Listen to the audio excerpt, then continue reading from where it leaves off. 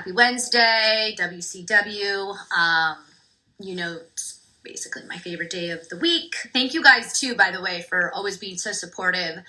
It means a lot, and I just can't say thank you enough, especially with what I'm super invested in chatting and, spotlighting rad women doing cool things. Today we have a great female joining us.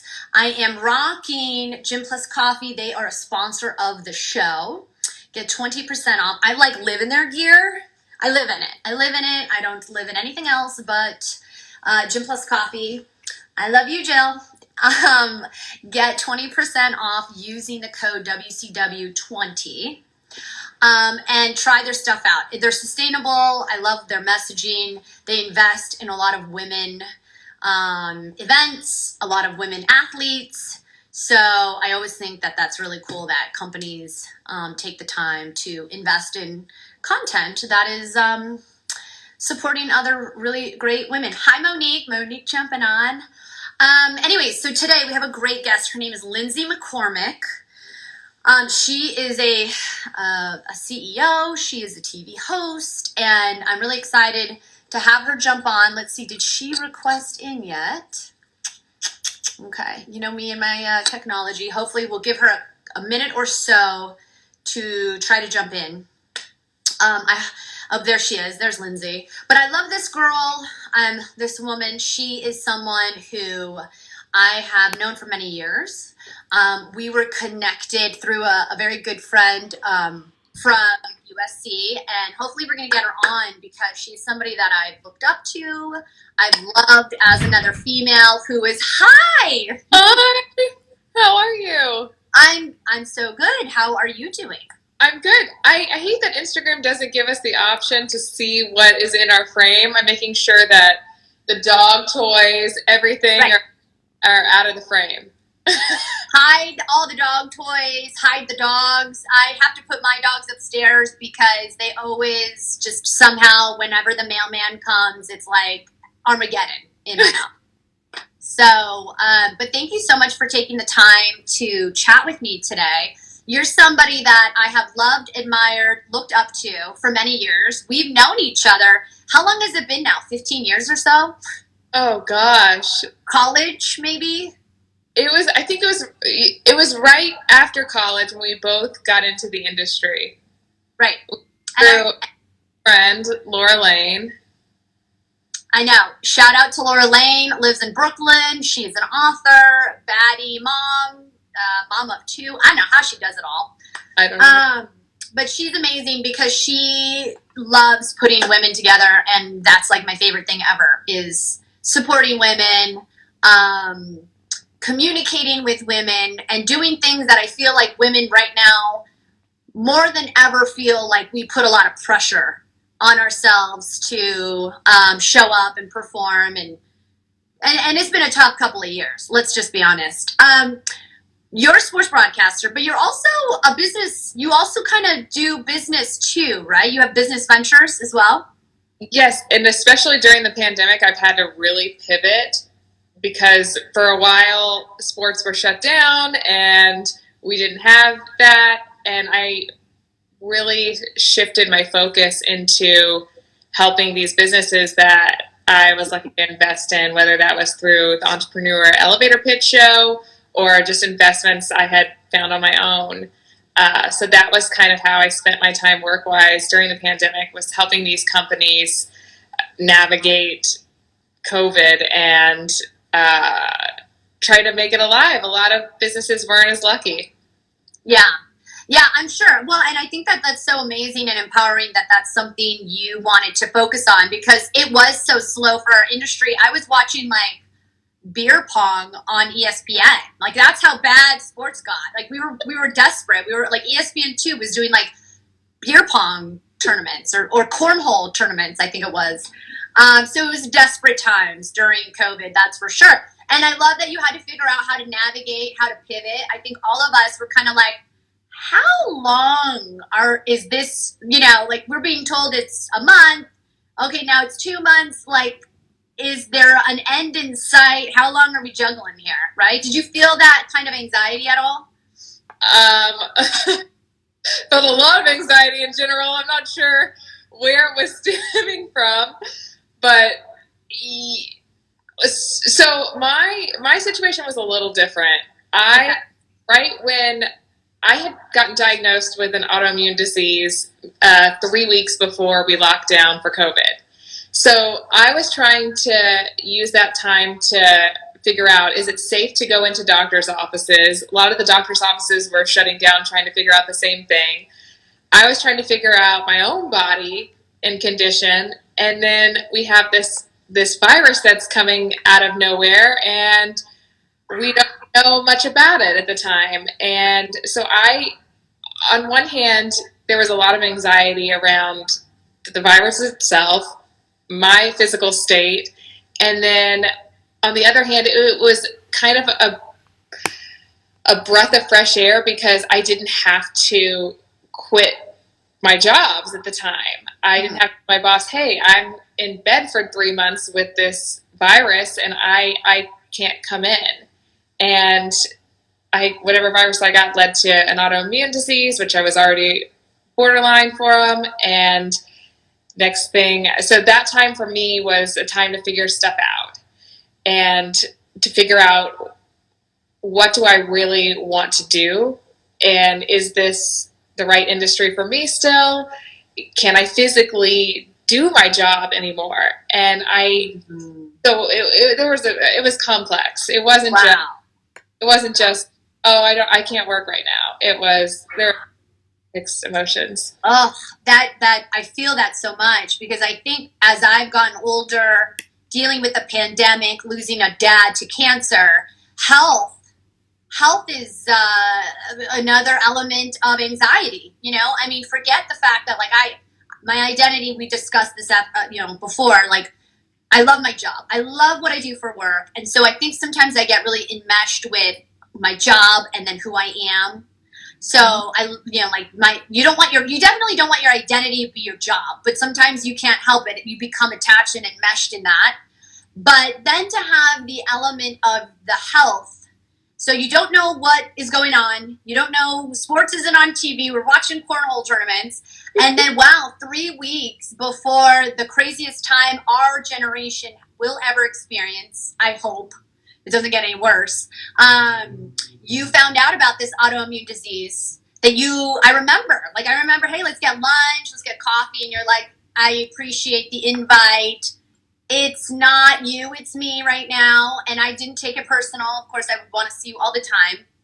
But I love what you're saying with regard to this, because I think women in sports, for sure you're touching on a topic that does not get enough exposure in what women deal with in terms of being a broadcaster, in terms of being a sports broadcaster, and the pressure we put on our bodies.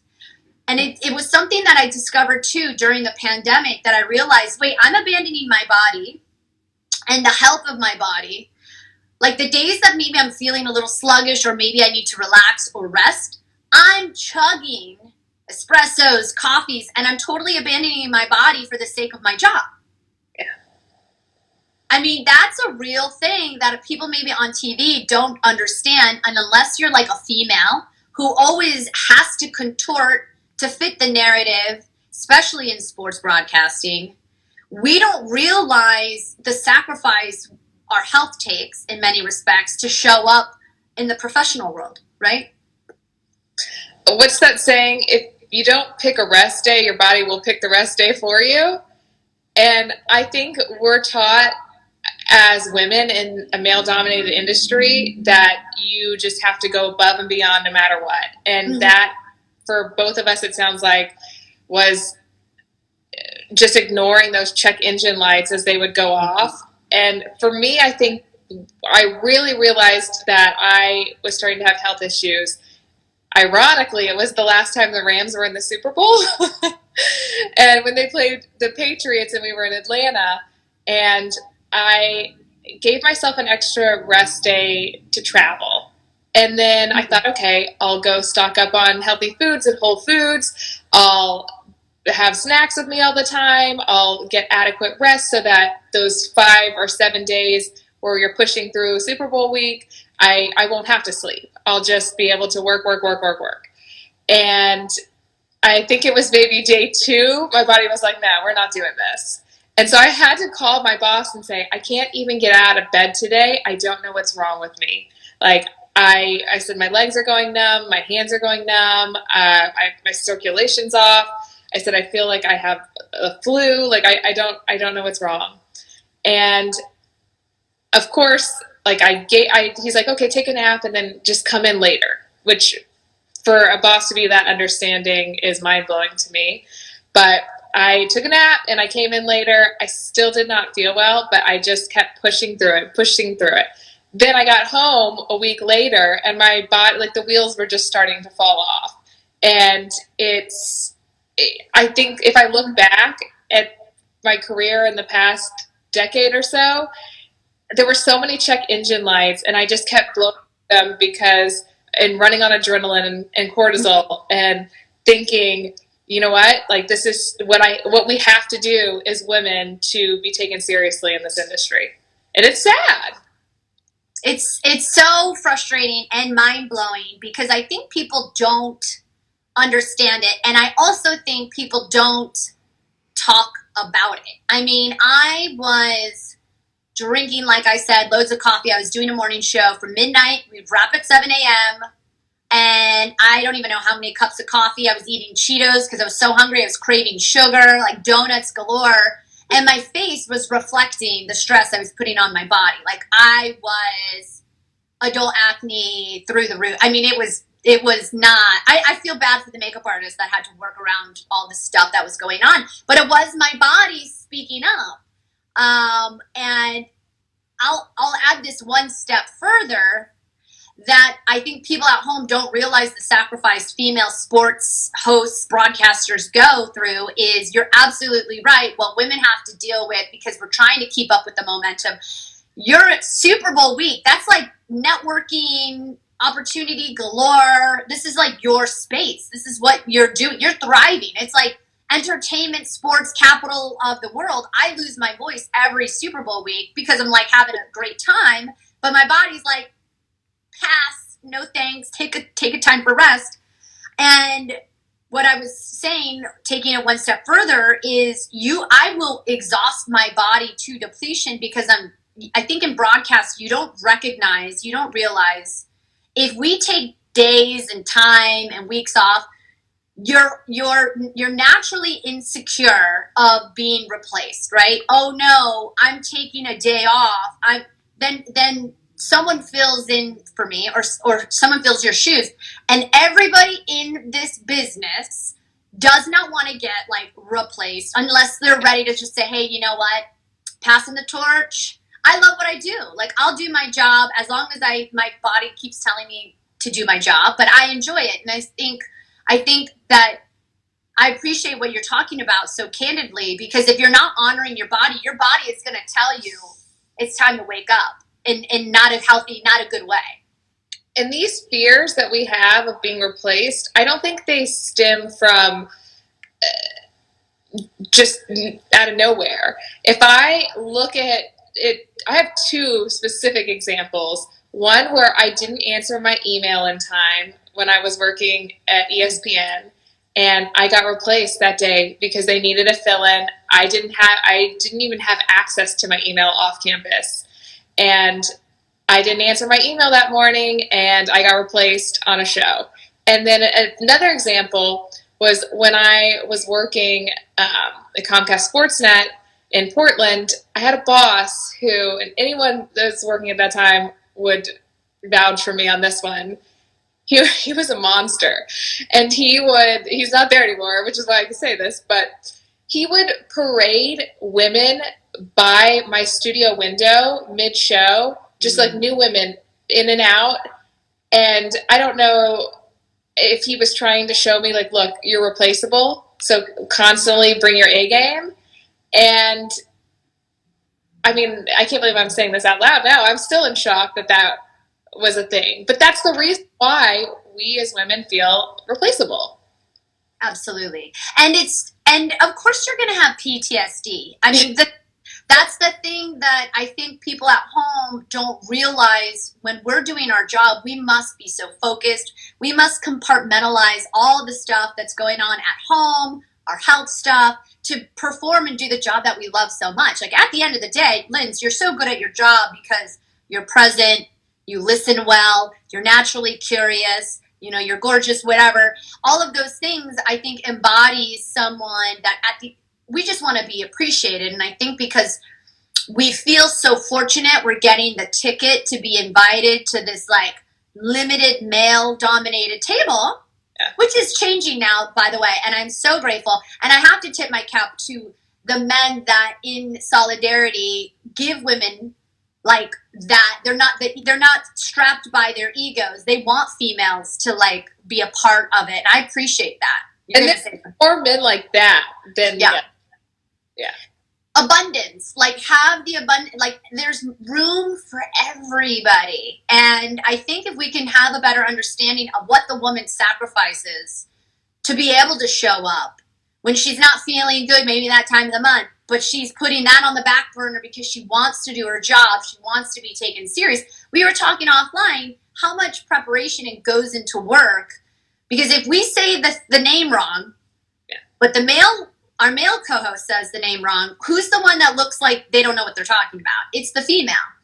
Even though the male just said the same thing. Like the female gets put through these, these types of boxes, if you will, that we've had to try to continue to overcome, because I want to pave the way, just like I know you do, for other women to continue to get these types of opportunities, because I think the show is great when you have a female voice. We bring a different type of vibe, and that should be a good thing. Yeah. The more diversity, the better, because you have more audience members that can relate. There's so many women that love football. Like, I want to hear, sometimes I'm like more engaged in what the female's actually saying, because we didn't put the pads on. I'm almost speaking I'm almost communicating as a fan in a way. So yeah, it's a real thing. And I know you've had to continue with your career with momentum, and you do such a dang good job, girl. You're like so fun to watch. Your career has done so well. And you're just this like small town girl from Houston, right? I don't know how small Houston is, but That's true. I grew up in LA, so I digress. It's like the second biggest market, but you grew up in Houston, right? Can you just, before I let you go, because I don't want to take up too much more of your time, how did you, I think young women will watch this and they'll want to know, and I get it all the time, how do you get into it? How did you know that this was a career that you wanted to continue, and any tips for other young women who want to get into it that helped for you? So I knew what I wanted to do at a very young age, like 7 or 8. My mom has pictures of me broadcasting in front of my animals. I think are online circulating somewhere. But I didn't necessarily know that I wanted to cover sports. I just knew I wanted to be in broadcasting. Mm-hmm. And one of the things that was the most appealing to me about sports was that challenge of breaking in at the time as a female. Mm-hmm. And when I have challenges now in life, whether that's health or career-wise or any other aspect of my life, I try to go back and channel that mentality of wanting that challenge. Like, just view this as another challenge. And so it's so funny to me. That's what drove me to this industry. Mm-hmm.